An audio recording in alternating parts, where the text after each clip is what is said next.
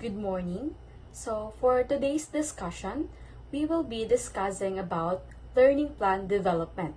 So before we tackle our lesson, let's have first our objectives. So these are the objectives. So first one, analyze the principles and components of effective learning plan development to create instructional objectives that align with curriculum standards. The second one, evaluate the effectiveness of various instructional strategies and materials in meeting diverse learner needs. The third one, design a comprehensive learning plan that integrates instructional objectives, activities, and assessment effectively. And the last one, value the importance of learner-centered approaches in creating exclusive and engaging learning plans that cater to diverse learning styles and needs. So these objectives will be our guide to our lessons or discussion today. So our topic for today is learning plan development. So in developing a learning plan, it involves systematically outlining the objectives, methods, resources, and timeline needed to achieve a specific learning goal. So here's step-by-step guide to create an effective learning plan. So the first one is to identify the learning goals. So in identifying the learning goals, the purpose is what do you want to achieve? Specific objectives, break down the goal into measurable outcomes, use action verbs aligning with Bloom's taxonomy, example, identify, analyze, create. And the relevance, explain why the goal is significant to the learner. So the purpose, it says that we have to define clear, measurable goals. Example, students will solve quadratic equations. So it is clear and it is measurable. And specify the use Bloom's of verbs. Example, the analyze, demonstrate for actionable outcomes. So the second step is assess current knowledge.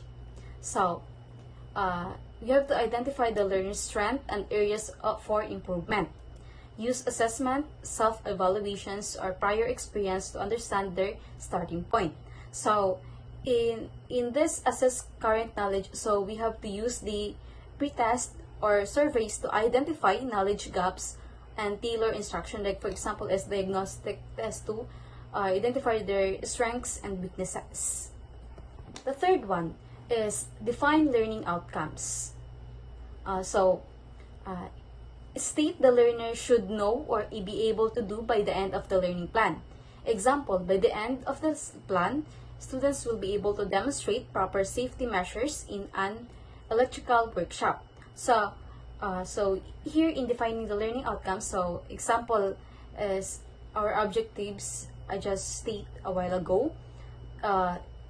It is an example in defining a learning outcome. So for example, by the end of this course, students will design a budget using algebraic principles. So that's one of the example in defining learning outcomes.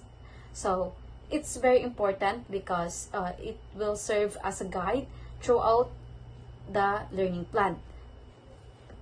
So the fourth one is select instructional methods. So choose the most effective strategies for delivering content, direct instruction, lectures, presentations, or tutorials. Interactive learning, just group discussion, role-playing, or hands-on activities. So in selecting instructional methods, so since the students are diverse learners, so combines the direct instruction, which is the lectures, and interactive group work, and of course the self-paced, in which online modules in where they can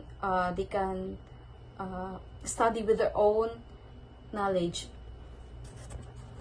So the fifth one is choose resources and materials. So here we have to identify the tools needed to support learning. Textbooks, handouts, multimedia resources, and of course access to technology or laboratory equipment, and guest speakers or field trips if applicable. So of course, you need to choose the right resources and materials that needed in the learning plan. And it includes here the multimedia tools, which is the technology, the speakers, microphones, labs, the Microsoft, that of course that will needed in the learning plan you made, or guest experts to enhance engagement, of course. The sixth one is develop an activity schedule. So here, plans activities in a sequence that builds on prior knowledge, includes deadlines or milestones to track progress. Allow flexibility to adapt to unforeseen challenges. So, the sequences activities, it is very important because it builds complexity. Example, basics to applications with milestones, deadlines. So, the seventh one is integrate assessment methods. So, use formative assessment, quizzes, discussion for ongoing feedback. Include summative assessments, project tests to evaluate learning outcomes. And incorporate self-reflection opportunities to promote metacognition.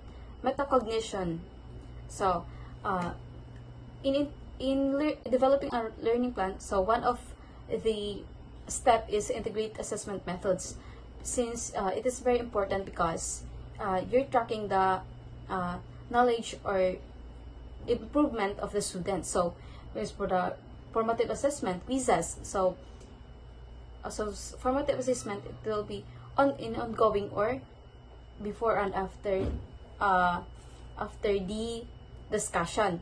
Well, the summative is at the end, like to sum up all the knowledge of the students to assess. Of course, incorporate self-reflection for better feedbacking. And of course, one of the example, as I said earlier, that formative is like for quizzes for feedback if they really understood the topic, or summative final projects to evaluate if they really master what you discuss.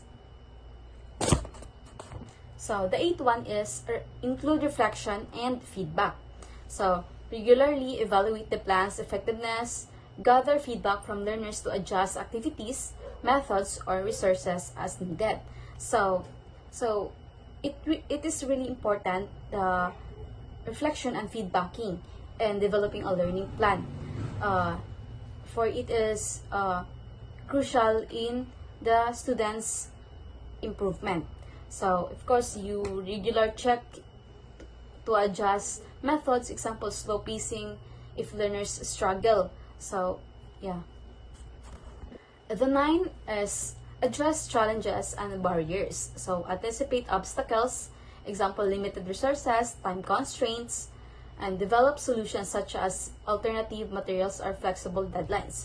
So, address challenges and barriers. So, you need to, like the example there, limited resources. So, if the resources are limited, so you need to find plan B. So, and time constraints. What will you do to finish it before the time? So solutions like flexible deadlines for students with limited tech access.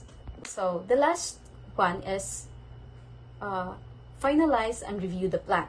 So share the plan with the stakeholders. For example, the teachers, parents, and students. And make revisions based on feedback before implementation. So in finalizing and reviewing the plan, so of course you will being told this to the stakeholders. So you will review it with the stakeholders or teachers, students. Then to ensure clarity and feasible before implementing it. Of course, after reviewing, if there are revisions, then you will revise it and before implementing it. And now let's proceed to the GRASP framework. So, what is GRASP framework? So, GRASP framework can be considered a component of a learning plan. GRASP is an acronym for designing performance tasks in the context of understanding by design, UBD.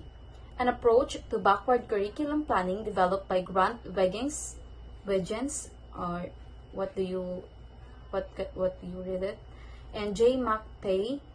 It emphasizes creating meaningful learning experiences that align with desired outcomes. So there are components of frameworks, a GRASP framework. For G, it is goal. So the purpose or objective of the task. So here, for the goal, it is the task objective. So example, create a statistical survey. So that it will be your guide. What will you do in this GRASP framework? So the R is the role. The role of the learner will assume. So what is the learner's role? So example,